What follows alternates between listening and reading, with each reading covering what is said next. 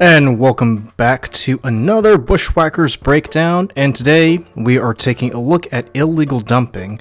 But before we do that, remember to like, comment, subscribe, and let me know what your favorite episodes were of Season 1 and down in the comments below. And again, I appreciate you taking the time to watch this podcast. Let's dive in. So, the episode starts out with a business meeting. One which Luca and JJ aren't too happy about having. Lee is basically going over the books, and he's upset over the fact that they've engaged in numerous crazy adventures and they haven't made too much money. And when he pesters Luca, who is quote-unquote the head of marketing, Luca really doesn't have much of an answer as to how to get more clients or customers to be interested in their business. However, as Lee is mulling over it, JJ gets a notification that they've been hired to do another job. And what is this job? To basically haul off and dispose of toxic hazard materials.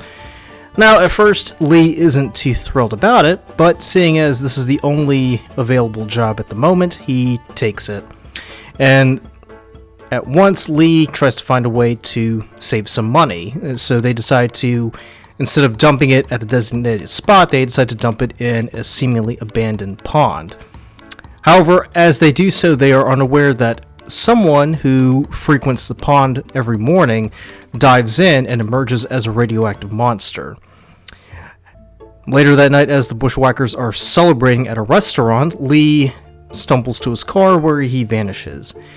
A few days later, Luca and JJ get a notification to meet up with Lee at an abandoned lot, where they run into the radioactive monster. Fracas ensues, but the Bushwhackers are victorious after killing the monster. However, Lee isn't too happy because he is now covered in shit, and he wonders if this is going to be a constant theme going forward. Later that night, a van pulls up and some mysterious individuals arrive and take the body away. So, where did the idea come from? Well, I'm not entirely 100% sure. I know it's weird because I wrote the episode, but part of the idea just came from the fact that, there are some parks here in Charlotte that, with ponds that look a little bit scummy, for lack of a better word, and I always thought, well, it does look like they're a bit radioactive, so that's one thing. There was also controversy a few years back where Duke Energy got in trouble with the state for illegally dumping coal ash into the river, and that created a panic.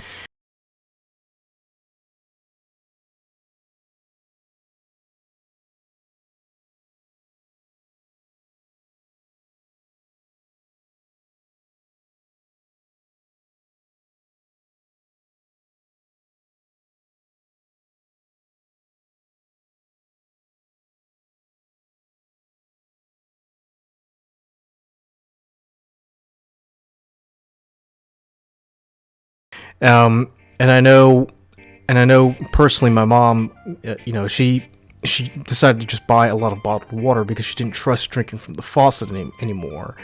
And before, she didn't have an issue with that, but after the whole, coal ash situation got out, she began just buying copious amounts of bottled water, and eventually it gravitated towards her buying the big gallon jugs of water, which she insists on buying at least 4 per week. And she also uses it to wash her hair, which kind of confuses me. The bottled water for drinking, I can sort of understand, but but even with me, like, if you boil the water long enough, it should be safe enough to drink, in my opinion. And I've never had any ill effects from drinking from the tap. So that was another factor that inspired the story. I always listen to the Woody and Wilcox show on 106.5 The End every morning when I'm driving to work, and I think there was a story a while back that kind of inspired it. Something about illegal dumping. I don't remember the details of it, but I remember driving on 51 towards Mint Hill, and I just kept thinking to myself, illegal dumping. That'd be very interesting if there was an episode about us dumping some sort of toxic material into some body of water, and somehow someone accidentally gets transformed into a monster. I mean, the Toxic Avenger 2, that movie from the 80s, played a role in the design of the character as well. So those were the few things that kind of I guess, quote unquote, inspired the origins of the episode. In terms of Lee being covered in shit, that I do feel like I should address that. That is the impetus of the of the overarching theme of Lee constantly being covered in excrement. That kind of becomes the running gag of season 1, basically. Lee always ends up covered in shit for some weird reason, and he isn't too pleased about that.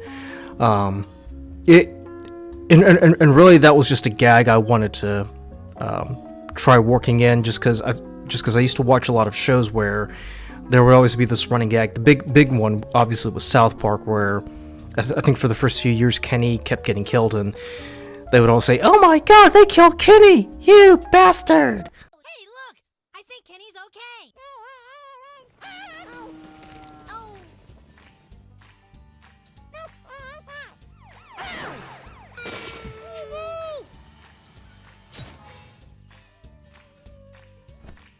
Oh my God! They killed Kenny! You bastard! So, it wasn't too big of a thing, but I just thought it'd be pretty funny to just have that situation kind of play out over and over again. Oddly enough, Lee never said anything about it, so I guess he was sort of cool about him being covered in shit. But again, when it's your cartoon self being subjected to that kind of abuse and not your actual physical self, I think it's a bit more excusable, shall we say.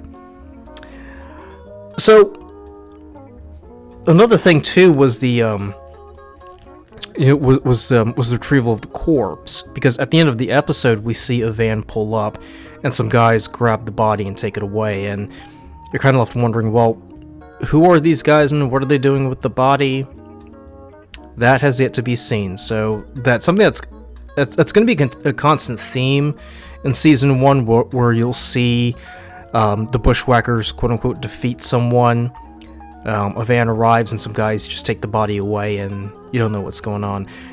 You'll eventually see what happens in season 2, but I can tell you that this is the start of some experiment, because even though the Bushwackers are still these 3 randos who are just doing odd jobs and just getting into weird scrapes, I'm starting to lay the foundation for someone who is looking at the group and saying, these guys may potentially present a threat to us. In a way, it kind of reminds me of that one throwaway line in Captain America, the Winter Soldier, where Hydra mentions that they created an algorithm to track individuals who could be a potential threat to them, and they just randomly drop Stephen Strange's name in there. So that kind of inspired that line of thinking of, maybe there's like a secret group out there that kind of sees the potential of how threatening the Bushwhackers could be, even though they're a bunch of idiots. So stay tuned for that. It'll develop further on in season 1, and it'll come to fruition in season 2. The voice for the radioactive creature, oh my God, it was really, really hard on my vocal cords. I found myself drinking a lot of tea afterwards, because I was just straining myself so hard to try to make myself sound so alien, so monstrous, so menacing. And frankly, when I listened to the playback, I'm a little bit surprised that I could do that voice. Should I be frightened? Nah, not really. I'm just astonished at the fact that I was able to pull off doing such a crazy voice like that. So yeah, I mean, any talent scouts looking for voice acting, you like what I'm doing, just hit me up. I'm definitely open to doing some voice acting for other things. I'm not ashamed to say.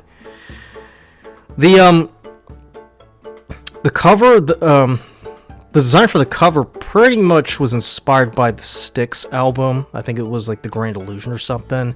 And I really wanted to do something that was set in the woods, because all of the other covers I had done so far, there was really nothing natural to them. It was either psychedelic or, you know, monstrous or inspired by classical paintings. So this I guess you could say this really was the first cover that was inspired by a classic rock album cover. I mean, really, it's just us three having a picnic in the woods and the radioactive monsters just peering out from behind the corner and just planning its attack. I mean, obviously, in the story, you know, there's no picnic or anything, but still, I just thought it was just too interesting of a theme to pass up. So I definitely decided to go with that, and I'm happy with the cover. I think it's done a phenomenal job, and I'm proud of the artwork that's been created as a result. But yeah, that's my breakdown for illegal dumping. There'll be more Bushwackers Breakdown episodes to come, and if you have any favorite episodes from Season 1 that you enjoyed, feel free to comment below. And if you have any questions for me, just feel free to drop in the comments below. I'll take a look and I'll respond as best as I can. Other than that, thanks again for watching, and have a great day. Bye.